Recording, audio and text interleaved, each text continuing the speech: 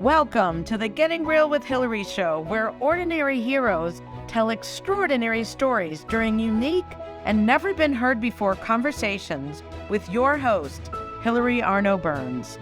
Hilary's unique listening and way of asking questions results in conversations that aren't usually talked about, so you can create the life that you really want but are afraid you can't really have. We are demonstrating the greatness in the human spirit and creating a world where we all reclaim our birthright of joy, happiness, purpose, and passion. Now, here's your host, Hilary Arno Burns.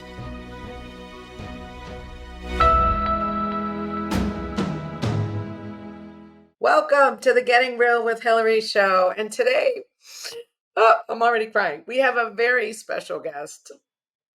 Ivory, the Brilliant Caregiver, and she is one of the most special ladies I have ever met, and here's her book that I just read. I am so very, very proud of her.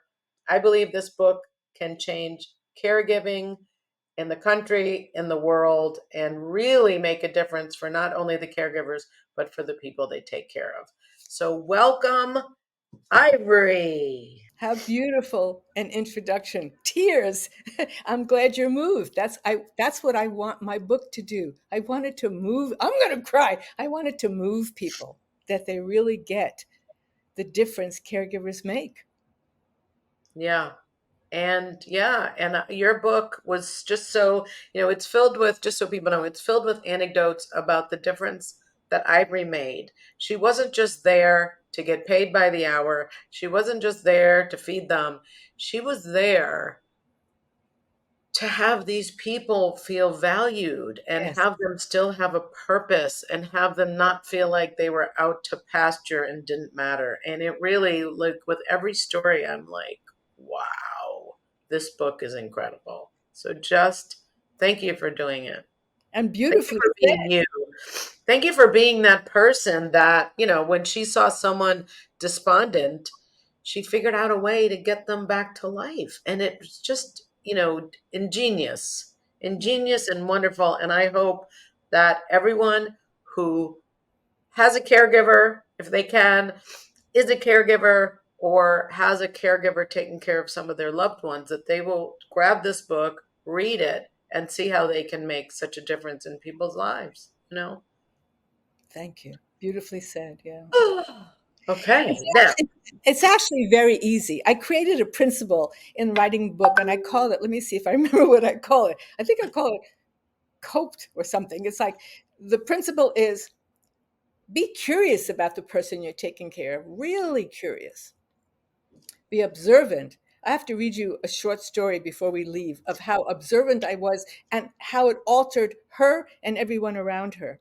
So be curious, be observant, be related, because it's easy to take care of someone, not always, but sometimes it's easy. Oh, you found it. Oh, yes, yeah. thank you. Curious, observant, related, and playful.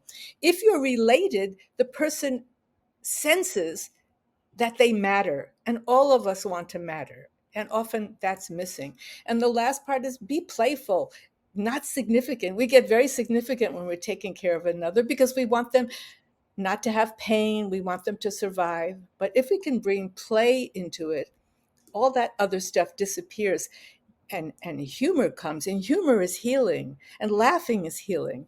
So that's the principle that I worked with when I took care of So, people. okay. So I'm going to be the devil's advocate, because this is what I was thinking as I read the book. Now, let's say I'm a caregiver, you know, maybe I'm not getting paid that much. I'm exhausted. I got things I got to do. I got to feed them. I got to maybe change them, wipe them places I never thought I'd be wiping. Yes. And now you expect me to play with them. You expect me to listen to them. You expect me to treat them Yes. as a person. I mean, come on. I mean, and I know that sounds terrible, but my mom she's had a few caregivers, and they're 24/7, so it's a different story. They're not fresh when they come in. They've been there. They hope she sleeps late so they get a break. So it's a different, and I know you did have some 24/7s, but like I would be afraid that they wouldn't and it sounds terrible, that they wouldn't be interested Yes. in asking those questions of my mom or pay. I mean, and it sounds terrible and it's sad, It's but true. they're just trying to get through the day. They're just Absolutely. trying to survive. So how it, and let me answer my own question. When I was thinking about it, I was like, that's terrible that I think they wouldn't be interested. However, if they were, they would have much more fun. They Yes, would they be less would. stressed. Yes, They they'd would be less stressed. They'd be more invigorated. The fun they'd be brings the ease. Yeah, they would be enjoying their lives instead of like, oh my God, I got to get her here. I got to get her there. Now I got to get her fed. I got to give her the bath, the shower, and it's always like, Yes. and there's not much joy. And when I go into that house, I feel the stress, Yes. and I don't like it. It's like, okay, we got to move to the next thing. We got to move to the next thing. Well, where are you going? So I guess my very long winded question is, how would we introduce this to Yes. people who are not highly paid, Yes. exhausted, Yes. and think, I don't want to hear it, like how? So that's my question. Yeah. No, you addressed everything. I can remember those times when I was exhausted and I couldn't bear what was next. So I know what you're saying. The only way that worked for me was I made it a game. So, Mm, yes, I might have been exhausted and when is this going to be over? But I knew that if I continued thinking like that, the day would be worse. It would be more exhausting. The stress I would be operating up against would make it even worse for the person I was caring for. But if I made it a game and took away, okay, I'm going to start from zero. Whatever my day began with, I'm putting it behind me. I'm starting with a clean slate. It takes something to think that way, but there are such advantages when you think that way. I'm going to start with a clean slate and I'm going to play a game today. The game is, who is this person I'm caring for today? I might have been caring for her for 6 months or a year, but I know very little about her because I didn't inquire. So my game today is, let me find out who this person is. Let me start a conversation with her, if she can have a conversation, and ask her some questions. And I might just say, want to play a game with me today? I figured it'd be more fun if we played a game together. And the game is, let's get to know each other. You must wonder about me the way I wonder about you. Do you have any questions for me about me? I have loads of questions for you. You start as a game. So you don't bring all the stress from the past times together or the earlier morning person you worked with. You don't bring that in because you have to start from a clean slate. In any right. area of life we always bring the past with us, and that's what creates the problems and the stress. So you start with the game, and if the All right. person, Question. yes, yes, yes, yes, So you're walking up the door, yes, you just had a flat tire or whatever you had, oh, traffic, you were going through the mountains and you're all stressed out. How do you leave it at the yes, door? I yes. mean, obviously you have to be aware. You take Where a breath. Like how? that's it. Let's say, how do you do it? There are so many programs now about meditation and how to get grounded.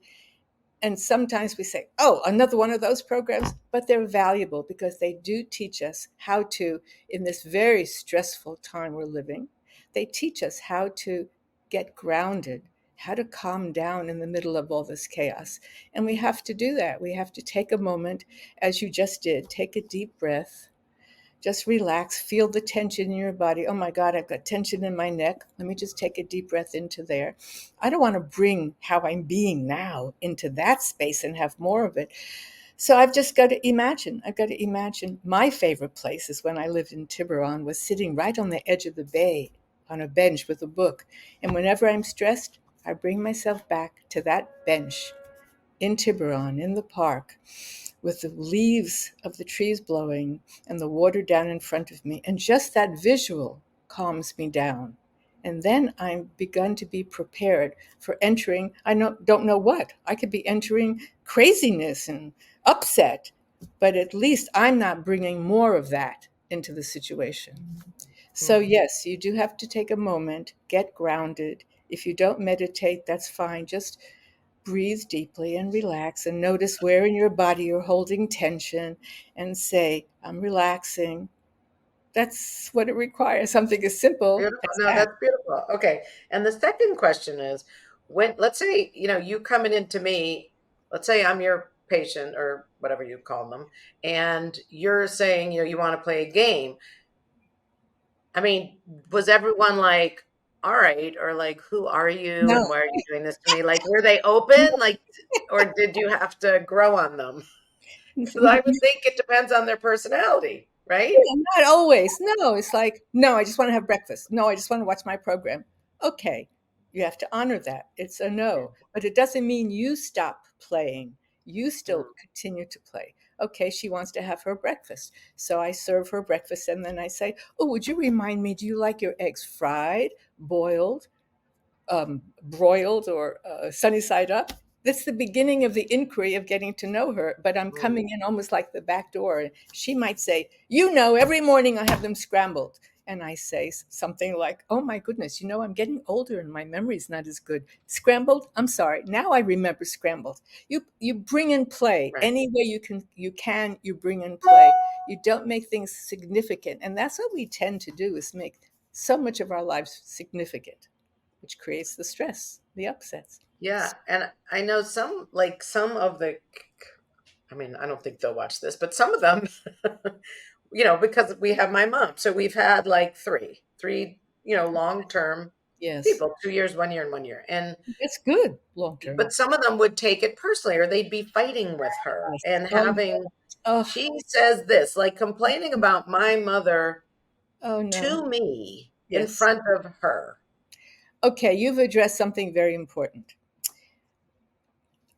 There are so many courses now on communication and transformation.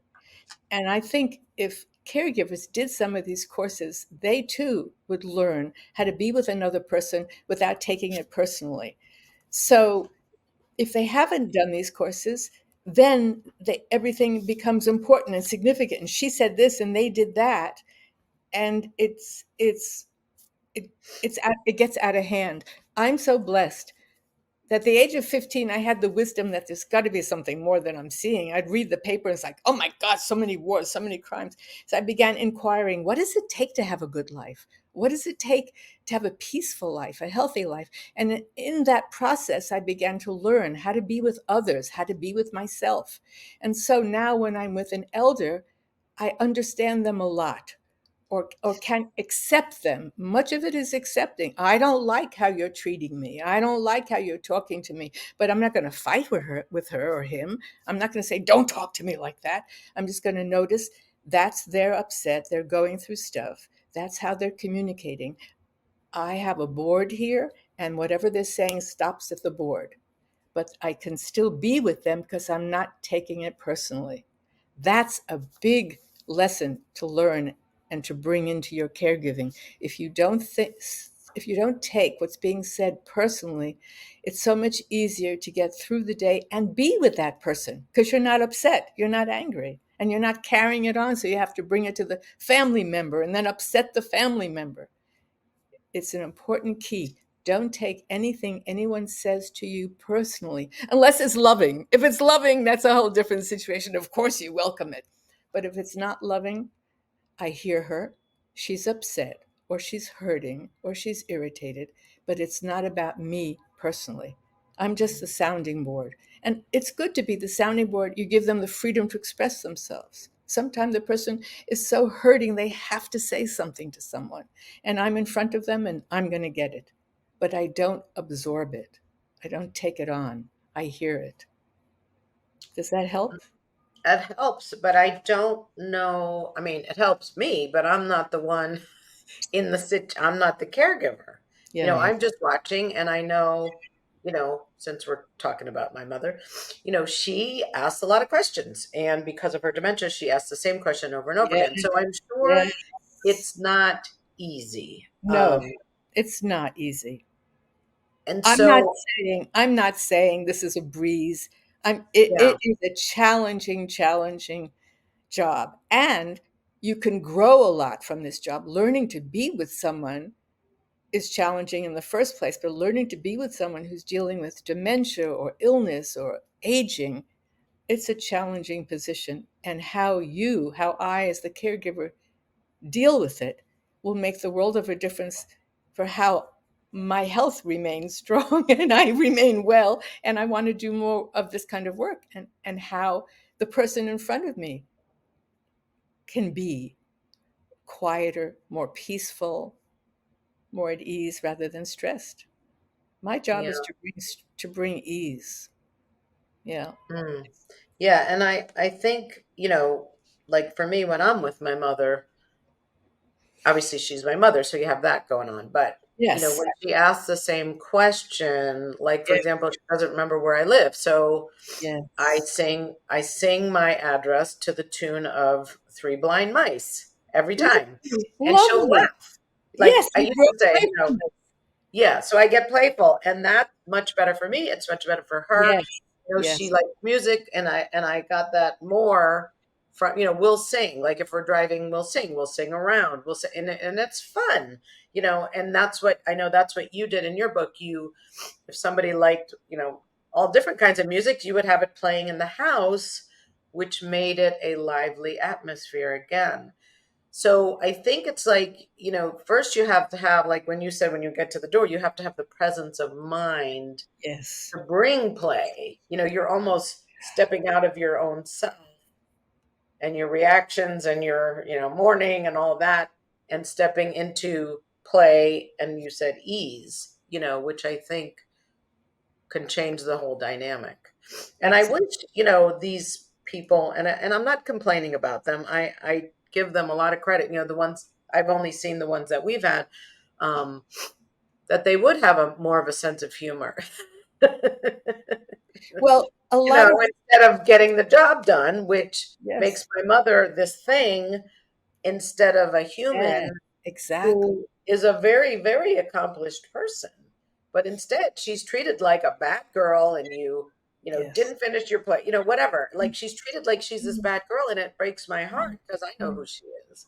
And Well, I don't know how to talk to them about mm. this without getting them defensive. And I'm sure there's other people too that see this in their caregivers. It's not just me, but Oh, how yes. do you Very. do it so that they don't get on the defensive and you can introduce play? I don't know. The It's my way we operate is we're always on the defensive. That's just the way we humans operate, yeah, because we think we're bad most of the time. So we're right. trying to defend ourselves. There, there's no way, there's nothing. All you can do is educate them. Maybe you can take 10, 15 minutes a day during their time with your mother and say something like, listen, this is something I learned and it's making a difference with me. I wonder if you would try this. Just try it. Try it for this time with my mother. Try it for Mm. the next time you come. See if you notice a difference. Because I, like you, am looking how to have a relationship with my mother that's with more ease. And I know your job is stressful. You want to acknowledge the job is stressful. I know your job is stressful, but let's try this and see if it works. And if it doesn't, we might try something else. And the first thing is like, don't take things personally. There was an exercise I did once and I loved it at a course on communication. They had someone sit in front of you, looking straight in your eyes and saying a lot of gobbledygook, but putting some emotion behind it, like, and you wanted to see how you felt because could you feel the anger? And if you feel the anger, you had no idea what they were saying. They could have been saying, I love you, but you're a pain Right. in the butt. It's to watch how you react to others and not add anything. And we're always adding. And what we're adding is, Mhm. I did something wrong. I shouldn't have done that. Rather than, I did what I knew to do. I did the best I could. And maybe you just have to spend a few minutes educating them. If they're willing, if they're not, then this is what you've got to work with. It's Right. Well, one of here's an example. And I know when you had some of your people, you would cook with them and you would do all this stuff. All my mother wants, and I know I'm talking about my mother because she's on my no, that's mind. good. It's a Um, real example. yeah. So, all she ever wants to do is help. But when this particular person is cooking, she's like, get out of here. Like she doesn't Oh, want her around. She won't let her help. She sends her to watch TV. And it's like, oh, when she comes over here, I'm like, okay, mom, I mean, it helps me, but I'm like, all right, let's fold the laundry. She's a great folder and she gets to be helpful. Or let's water the plants, or let's do that. And she Yeah. gets to help. We And all she want to feels make, useful instead that's of it. shunned. Yeah. Instead We of all shunned. want to make a So, difference. We all want to belong. We all want to feel part of something. And when the caregiver says, get out of here, it must be a horrible feeling. Really, and it's lovely what you're doing. You're including her. You find the easiest task for her to do, but you're giving her a purpose. I noticed in a lot of the facilities where I would work, they had entertainment galore, but they had no purpose. And you'll see there are a couple of stories in the book where two men discovered for themselves a purpose, and they loved it. The purpose was simple: opening your door or calling someone and saying you have a package. But they had a purpose. And I think all of us feel we want to be needed, and a purpose has us feel we want to be needed. So with the and why? caregiver, I mean, I don't know if it matters why, but why do you think that when someone gets old, we forget who they were and we yes, forget their yes, accomplishments yes, and that they have feelings? yes, We talk about them like they're not there. And it's like, I yes. don't, I mean, maybe it's not important why, but I think it's important that we remind ourselves how important these people are and that they're people. They're not Yes. these things that got old. Not They're only are people. not only are there people, they are people who built this country. They are people who built this world. They are people who spent 40, 50 years of their lives waking up every morning at 9, working till 5 or 6, most of their life just working and making a difference. And most of the time they're not acknowledged. Their employers don't acknowledge them. The society doesn't acknowledge them. And then we say thank you at 65. You've done your job. Go hide somewhere. Oh my goodness, I was just fixing myself. Excuse me. And No, but that brings me to so yeah, that's an important point that you were just doing that. I'm going to write that down because there's something I want to bring up about that in your book. But how, I think if sorry, my nose runs when I cry. That's why we call it getting real. But how do we remind people that older people are people? They're mm, just older, and we, God willing, will get there one day too. mhm. And that we want to be treated with respect Yes, and remembered for our accomplishments and what yes. we've done. How do we get that word out besides your That's book, fabulous. Ivory? We're in a society that caters to the younger people. So the focus is not there. And the only way we can do it is to brag. We have to brag about the elders in our lives. Do you know that my mother was a whack during World War II? And she had so much courage. I can't believe what she did. I'd never have the courage to do that. And What so did you do? you're opening a conversation. A whack? What do whacks do? Or, my mother was a Yes. doctor. I met someone recently, she's 90 and she was a doctor, and you look at her and you see an old lady, a doctor. She had people's lives in her hands. So I think the only way to do it is just to brag, acknowledge the people around you and talk about them, write about them. I don't know where else to go with it. And that's why I liked working with elders. I just Hmm. feel they need to be cared for. And it's my way of acknowledging them for the life that they gave for all those years to have this country be the extraordinary country it is. Hmm. So, That's beautiful. Yeah. The other thing, when you said, you're fixing your breast straps, the thing that it was at the beginning of the book, and you had wet yourself, let's just say, and yes, I these little did. girls were laughing at you and you were Yes, horrified. But you and maybe things like constipation or topics that are not discussed, and you, instead of making them about their patients, you made them about yourself. And I thought that was so courageous and so wonderful that you could put, like, instead of it being shameful. I mean, when I can't remember something, I'm like, oh no, yeah, yeah, am I getting dementia? I get worried, and I yes, think I try to hide it, instead of what you say is just, oh, I forgot. Hey, boom, no big deal. But like things like that things that normally happen to the body, instead of having shame, that it could be something that's talked about so people can yes, find other ways of dealing with them instead Yes. of hiding them, you know? Not just So, dealing with them, but recognizing that we're human and I'm like you and you're like me.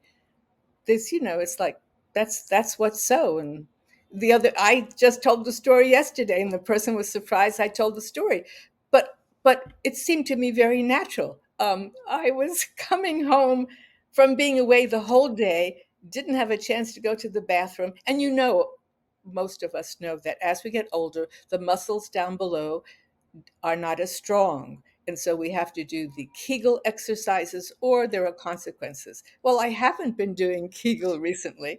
And I was walking from Lexington to Third Avenue and I'm feeling droplets. I'm going, oh my God, I don't know if I'm ever going to make it home. And little by little, I just started releasing and I was shocked. I was hoping it wasn't evident. It wasn't. But I was also giggling. It's like, God, is this what it is? To be older. I'm getting older, and this kind of stuff is happening. And then I told someone yesterday, and she laughed because she shared an incident, a similar incident. And I just felt a profound connection that another woman would share that with me because I opened the door and shared it with her. If we could be more real with each other, we'd be happier with ourselves. It's about being happy with ourselves and acknowledging this is the way it is. I'm forgetful now. I've been forgetting so much. I've got papers all around me. I've got clocks ringing and my telephone reminding me. I This is the way it is.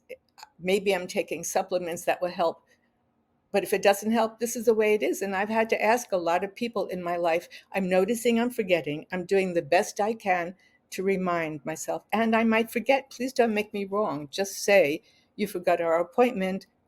Do you want to reschedule? And it's working because in the beginning I was going, oh no, did I forget that? And then you forgot. But people, when you share yourself authentically, they can acknowledge that they too have that experience. And we're all just being human, learning to be human. I'm learning to be an older woman. What an experience this is.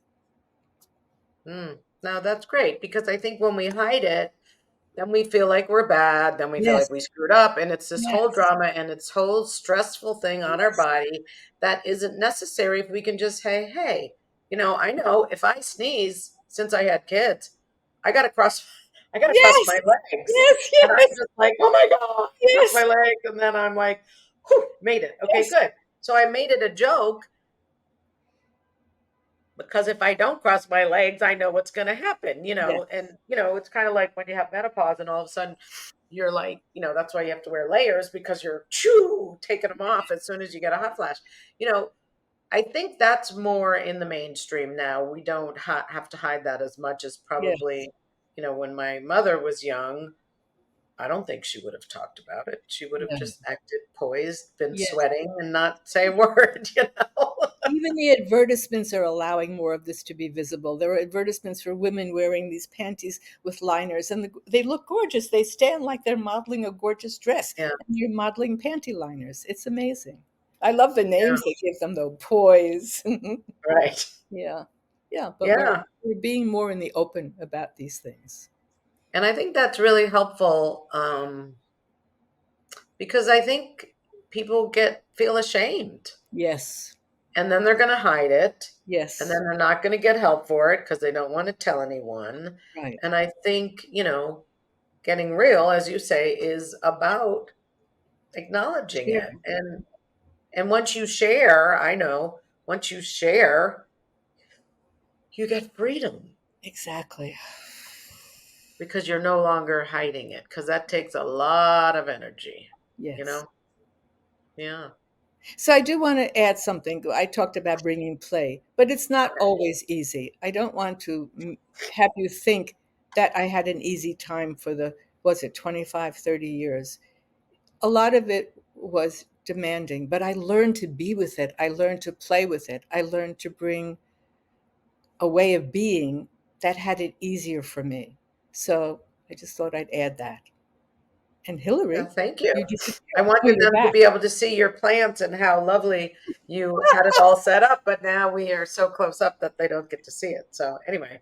We did for a moment, yeah. And then you talked a moment ago about music. There's so much written now about the difference that music makes in healing.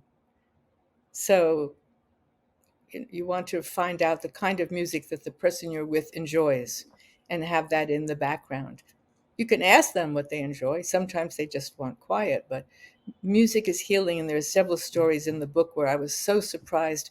The one woman in particular who had Alzheimer's, who seemed to be um, unconscious, never reacted to anything. As soon as I put on the music that she loved, her body moved. And you could see her eyes didn't open, but her body moved. You could see that she would hear it. And Wow. there was like a life came back to her. Yeah. Wow. All right. Well, and there's more, there's so much more we can say, but for right now, we're going to take our commercial break and then we're going to be Okay. right back with more with Ivory.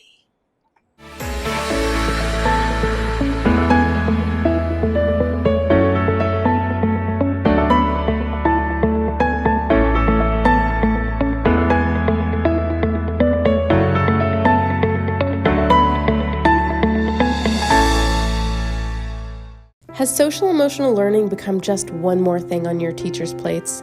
Do teachers and students both find it boring and ineffective? Then bring Kikori to your school. Kikori transforms classrooms through experiential SEL activities that help students play, reflect, connect, and grow. Even better, students say it's more fun than recess. Schedule a no-obligation conversation at kikoriapp.com/bringkikori. KIKORI. Do you ever feel like you can't say what you really want to say? Or that you're stuck or in a holding pattern in your relationships, career, personal life, or finances? Are there things you want in life that you've given up on? Are you resigned that this is as good as it's going to get? If you answered yes to any of these questions, then Hilary Burns, host of the Getting Real with Hilary show, has the solution you need. Hilary is a published author of 3 books and has a program called the Getting Real process. This process frees you from what is holding you back, allowing you to create a life you love. Don't believe it? It is hard to believe that it could work, isn't it? The proof is that hundreds of Hilary's clients have used the Getting Real process and are now free to create whatever they want in relationships, career, finances, enjoying life, or just loving themselves more. So go to realtalkwithhilary.com and order Hilary's book, Real Talk, and set up a conversation.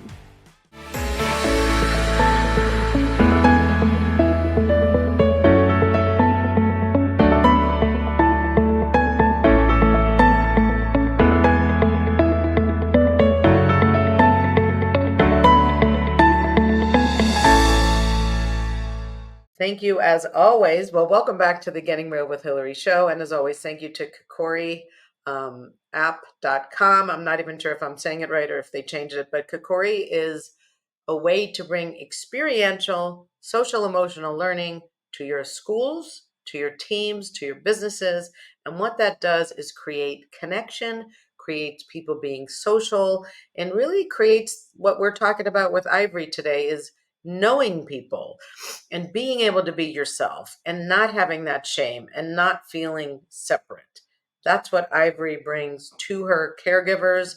And really, it's such a great thing. And as always, I have to shamelessly promote my books.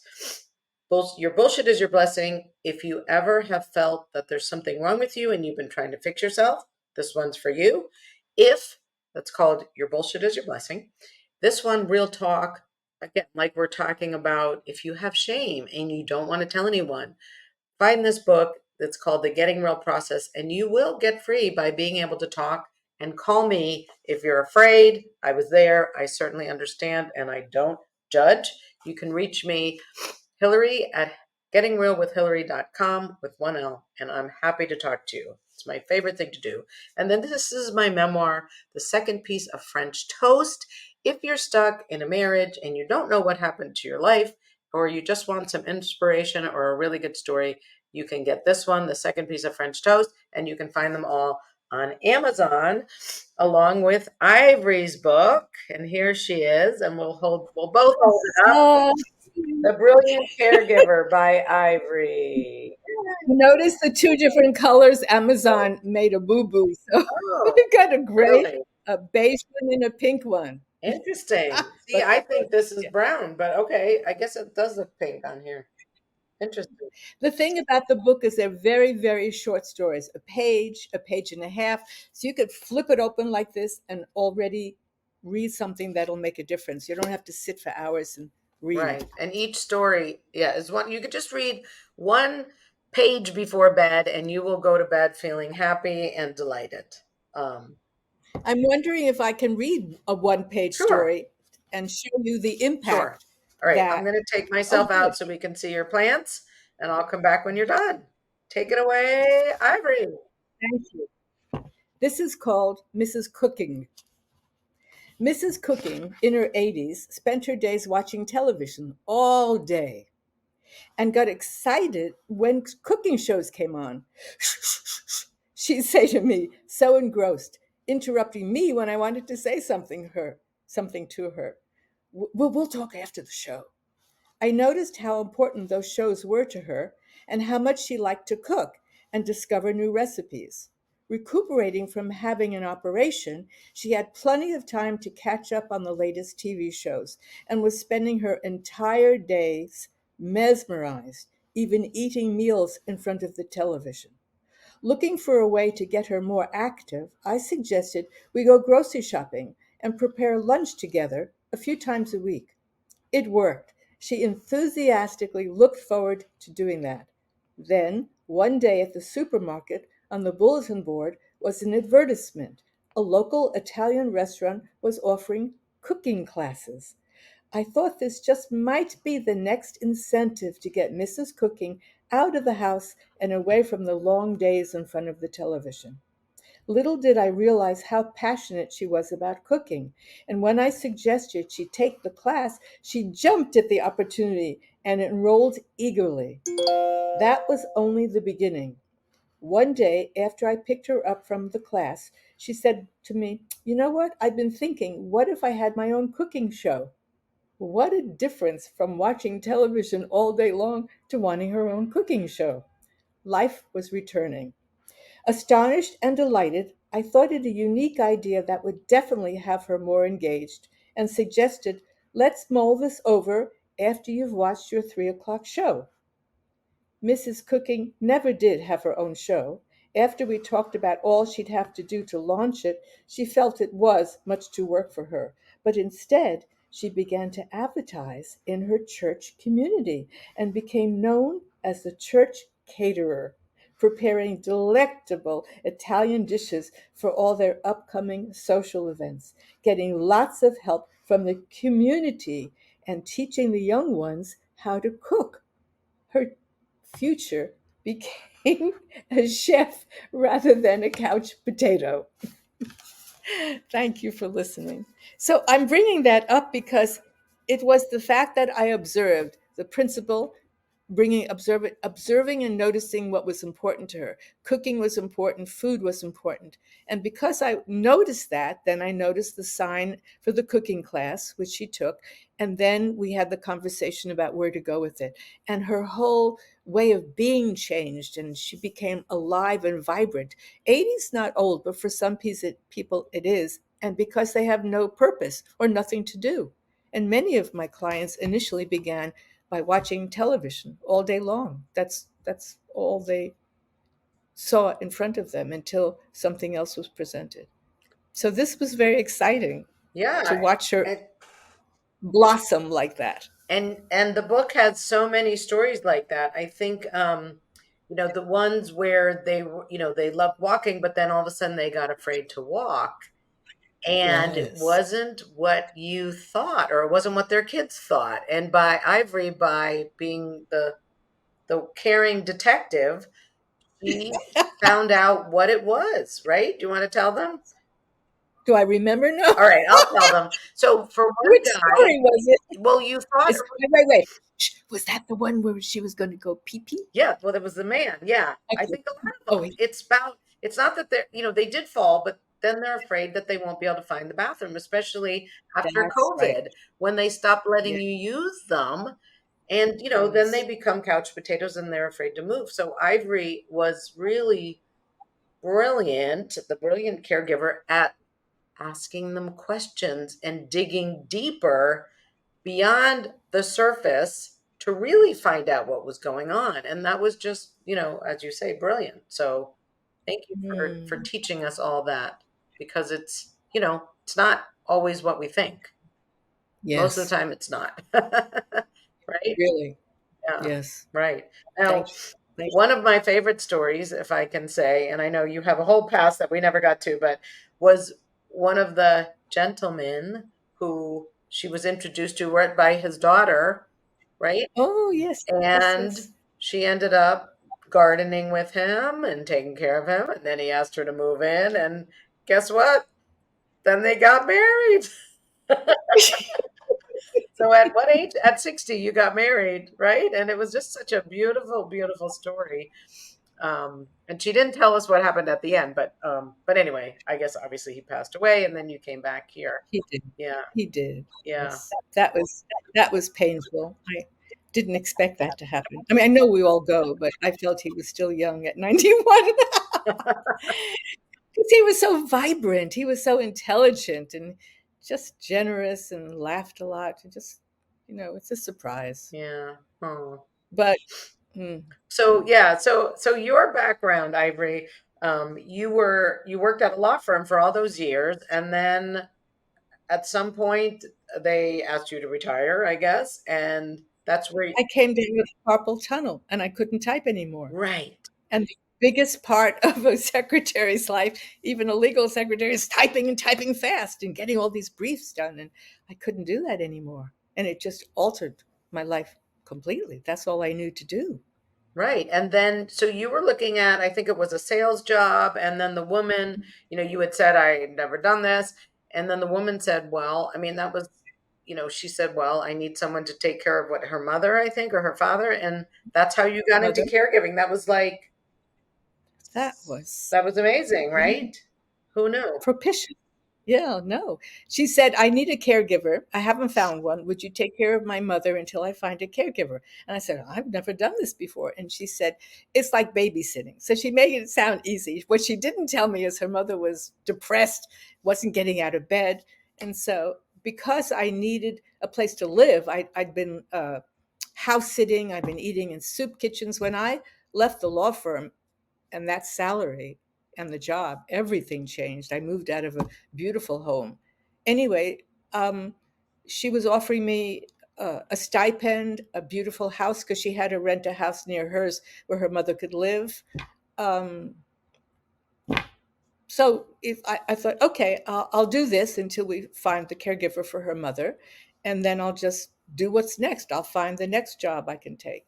And in the process of taking care of her mother, I found that I had a calling, because her mother would not get out of bed. I love this story because her mother would not get out of bed. She stayed on the couch in the living room facing the wall. The only time she moved was when her daughter came and brought her a smoothie which contained the products, vitamins that her daughter was selling, that I was considering selling because I'd eaten those too and they were good.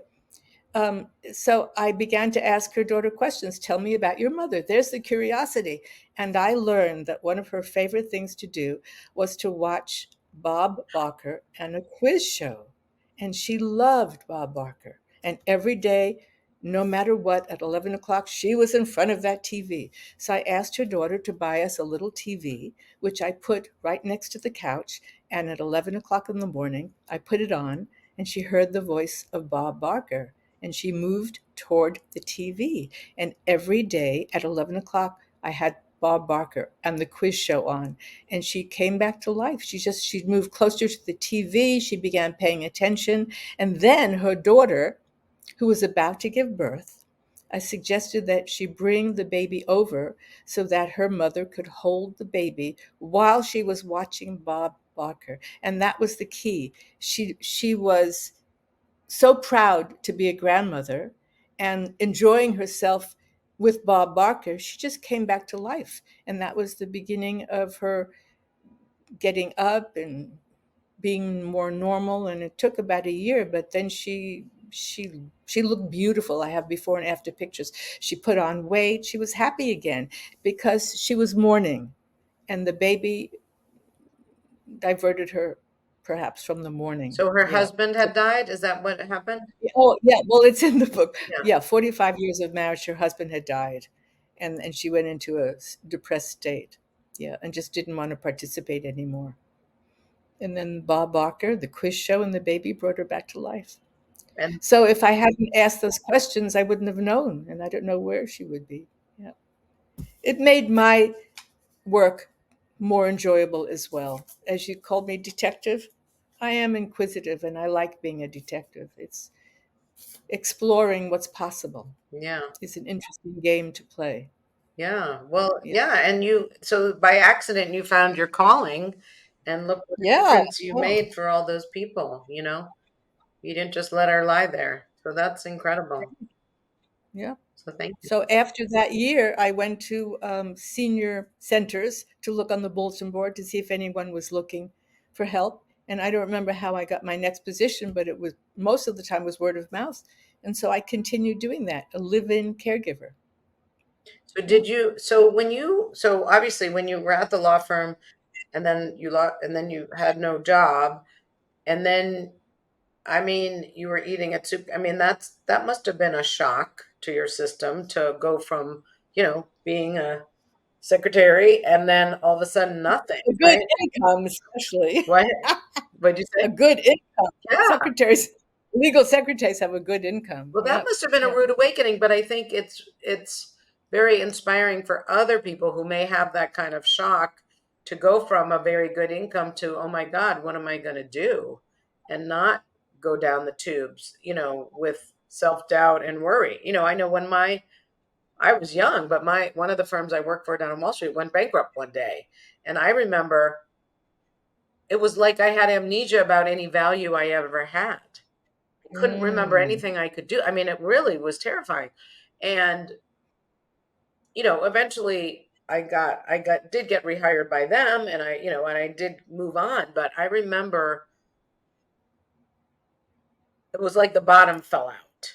I had never yes. had to be concerned about that before. And then all of a sudden it brought this fear that I had never had. So, how did I know you did go to that appointment, but what kept you going until you found the caregiving? Would you say? I mentioned earlier in this interview that I took a lot of courses on communication and how to be a more peaceful human being or how to deal with life. Those courses created a strong foundation that I could count on Mm, for those emotional, unexpected times. One in particular, you might have heard of it, is called Landmark Worldwide. I did that course in the late 70s, and it was a blessing because I felt tortured prior to that by how the world was functioning, how people were always angry with each other, how there were wars and poverty. And I kept on saying throughout my early teens, is this the world I have to grow up into?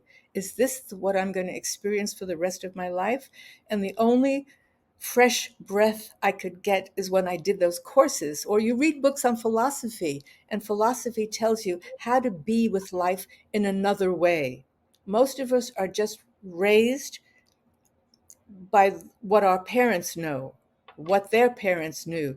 So there's no freedom to express oneself or learn about another way of being. We act automatically. If someone says something nasty to you, you take offense and reply in a nasty way. That's what we've learned to do, as opposed to someone says something nasty to me. It doesn't have anything to do with me. They're in pain. I just listen to them and then go on with life. We don't usually react like that, but that I learned to do that has enabled me to function in this world where we're always reacting to something and someone. And in the Landmark Forum, I discovered so much about how to have an extraordinary life, how not to bring my past pain into my present or into my future. And so, yes, my life is not always easy and stressful, but most of the time I can be with it in a way that doesn't use me up, make me ill. mm. And Yeah, so when you went in thinking, is this the kind of world I have to live in? How did you yeah. come out of that landmark forum? Like what Oh was my the difference? goodness. I was I was in love with possibility. Mm. I saw things and ways of being that would be so much easier. I hate to say this, but most of my life I didn't love my mother, and I didn't love my mother because she was an angry person. And, and it was hard being with her because she was so angry all the time. And I couldn't be with her a lot of the time. And I missed having a mother, but I took myself away a lot. And in the forum, I just realized, oh my goodness, she had an angry mother who probably had an angry mother, and they've just carried it on. And she knows no other way of being. She knew no other way to express herself. But when I remembered she had red hair. When I remembered she was a beautiful little 2-year-old or 3-year-old or 4-year-old with red hair and lots of energy, my heart broke. And I remembered there was a beautiful little child there that was looking forward to an incredible future. And then her father made her marry someone she didn't love. And then that man beat her. She had a lot of reason to be angry. And when I saw that, my heart broke and compassion showed up. And I could be with her more compassionately, with more love, rather than she's such an angry person, I don't want to be around her. Now it was, I had more understanding of where all that anger came from. Mm. She hadn't done the courses that I had done. She didn't know how to be with that anger. She didn't know how to be with that pain. At 15, her father told her she had to marry this man when she was totally in love with someone else. And she obeyed her father because she loved her father. And then this man didn't treat her respectfully. And so where else could she go but into anger? And then I got that. So that was one of the many pieces I got. I just understood people more after that course. That allowed me to be more compassionate and more tolerant. And I'm sure that contributed to my being a caregiver. Mm. Yes. So that's where you learned it, right there. Now, did your mother stay with him? Yes. And she, oh, well, let's say, I don't know who's him. No, she didn't stay with him. She divorced him when I was 4, Okay. and then she married someone else. Okay. Good. And she stayed with him in both until the end of both of their lives. Oh, Yeah. okay. Yeah. Well, Yeah. Ivory, Yeah. this has been so fantastic. We have just a few minutes left, and I want you to be able to, you know, what's the difference you want to make? What do you want to see in 5 years? What do you Mhm. want for the planet? That kind of thing. And I know you've already given us so much, but just if you could put Thank it in a you. nutshell, go ahead. Okay. What I learned caring for others, I want to pass on to everyone else. And I don't think, I'm sure that when you read the book and you see possibilities that you might not have seen before, you could bring that into how you're being with others, not just those you're caring for, but how you can be with others. And I feel that this book can uplift, especially the occupation of caregiving. Caregivers are not, I hate to make a generality, but caregivers are not really respected. They're not paid well. They're not acknowledged. And I feel that if you read this book, you will want to acknowledge the caregivers you know. You'll want to pay them better, and they will appreciate themselves more. So I'd like to see worldwide transformation of caregiving, how we care for others, and what we can bring that would make the caregiver happier and the person they're caring for happier. So I'd like everyone to buy my book and pass it on to other. Everyone's a caregiver. Everyone's caring for their husband, their wife, their mother, their father, their kids, their dogs. We're all caregivers. We just don't call ourselves caregivers, or we're not doing it professionally, but we're always caring for someone. And if we could bring qualities to that caregiving that uplift both the person who's caring and being cared for, it could make a phenomenal difference. That's what I'd like to see. Hmm. I'd like to see that. Yeah. Well, thank you Simple. so, yeah, that's so beautiful. And, what would you say your purpose is? To be a catalyst for transformation, for uplifting the occupation of caregiving and to uplift the caregiver and the person they're caring for. That's really my job. As my book is the catalyst. I, as a writer, am the catalyst. And now it's up to you. And if you get the book and you read a story or two, then you share the story and someone learns from that story. There's another way they can be. There's something else they can do. And caregiving, it seems to me, has a darkness over it. I'd like to bring some light to that area. Yeah. So someone can say, I'm caring for my mother. It's challenging, but I'm learning how to be with her in a different way. That's making it easier for her as well as for me. Yep. Well, thank you, Ivory. I really just want to thank you, for writing this book, for who you are, for who you've been, for all those people that you cared for, and your courage and tenacity in, dusting off those stories that you've been collecting for so many years and putting it into a book that we can all read. So thank you. Thank you for making a huge difference for the world. And thank you for appreciating it. You're very welcome. It's been my pleasure being with you. Thank you. Bye, everyone. See you next week. Thank you for watching this episode. I started getting real with Hilary when I discovered that I was a people-pleasing, pleasant phony and wanted to be more of my real self.